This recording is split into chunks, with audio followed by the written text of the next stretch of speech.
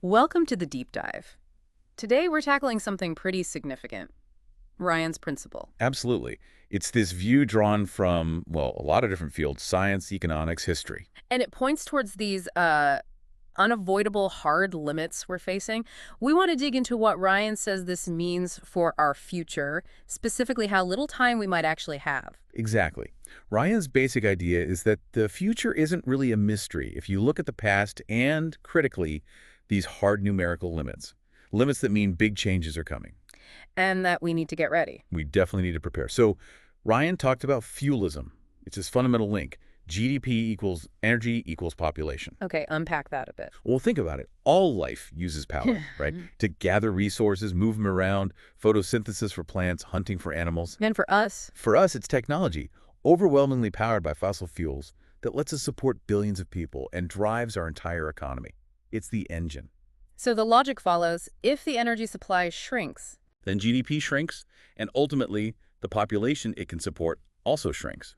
It's a stark correlation. and there are numbers for this, right? The current energy use. Yeah, globally, it averages out to about 20 megawatt hours per person per year. Or think of it as 2,300 watts continuously per person. 2,300 watts, like having 23 old 100-watt bulbs burning constantly for every single person. That's a good way to picture it. That's the energy baseline keeping our modern world running. Okay, so here's the really critical part of Ryan's forecast, the timeline. He says all economical crude oil will be gone before 2047. Yes, and natural gas mostly gone by 2060. And gone here means it's just too expensive and energy intensive to get out of the ground profitably. Not physically vanished, but economically inaccessible. Precisely. The data behind this is, well, it's concerning. We burn about 35 billion barrels of oil a year, and that number's still climbing. And the reserves. Based on what countries report, we've got maybe 25 years left for oil globally and about 50 for natural gas. But the crunch comes sooner, right? Because of this ERY thing. Exactly. Energy return on investment. It costs energy to get energy. As reserves deplete, you need more and more energy just to extract the fuel. So long before the last drop is pumped. It becomes economically unviable. You're spending almost as much energy getting it as you get from it. That economic cliff comes much sooner than total physical depletion. That ERI concept really changes the game. So if this timeline holds, what happens? What are the immediate effects? Oh, it's massive. Most transport just stops. Yeah. Cars, trains, planes, ships. Think about mining equipment, too, which needs fuel. Wow. And manufacturing. Metal production slows way down. Ryan suggests we might even see a return to steam power if there's coal or animal power, like horses, plantations. So modern capitalism, built on this constant flow of fuel and goods. It fundamentally breaks down. Its entire structure relies on that cheap, abundant energy. But what about green energy? Solar, wind, maybe fusion down the line? Can't that save us? That's the common question.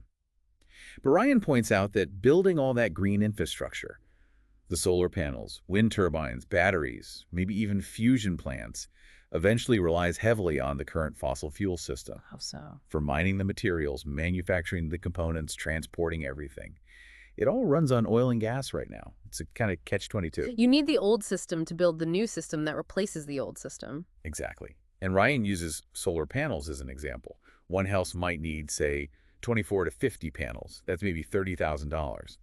And you still have issues like cloudy days, needing huge battery storage. But the bigger issue he raises is this fighting two fronts idea, right? Yes, we're trying to maintain our current 8 billion population, which takes enormous resources, While also trying to build this entirely new green energy infrastructure from scratch. which also consumes massive amounts of resources, Yeah. including the very fossil fuels we're trying to replace. It actually accelerates the depletion in the short term. Like trying to rebuild the plane while it's still flying, and the parts for the rebuild are made from the plane's fuel tanks. That's a pretty good analogy, yeah. And this connects directly back to population. Because without engines, modern farming collapses. Right, but modern agriculture is incredibly energy intensive. Without it, Ryan estimates the Earth's carrying capacity drops drastically. From 8 billion now, maybe down to 1 or 2 billion. So degrowth isn't a policy choice.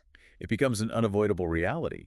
He compares humanity to bacteria in a petri dish we grow until the food source, our fossil fuels, runs low. That's a challenging perspective. So, given this, what's the advice? What do we do? Start preparing now. Yeah. Wean ourselves off oil, redesign our systems. Think smaller scale, local. He paints a picture of human and animal labor, self-sufficient communities, maybe local pole power if available, horses. Yes, and things like long suburban commutes just become impossible. It's a radically different way of life. But the key is preparation. Absolutely. Yeah. Ryan argues we have decades, but the fuse is getting shorter. Cooperation, understanding the reality, building resilience that's crucial to navigate this transition without total chaos. Knowledge is power here. So, reflecting on all this, Ryan calls our current system fuelism. If that system is based on fuel and the fuel runs out economically, what comes next? What new economic and social system emerges? And maybe more importantly for you listening, what does being well-informed and prepared really mean for your future in that context?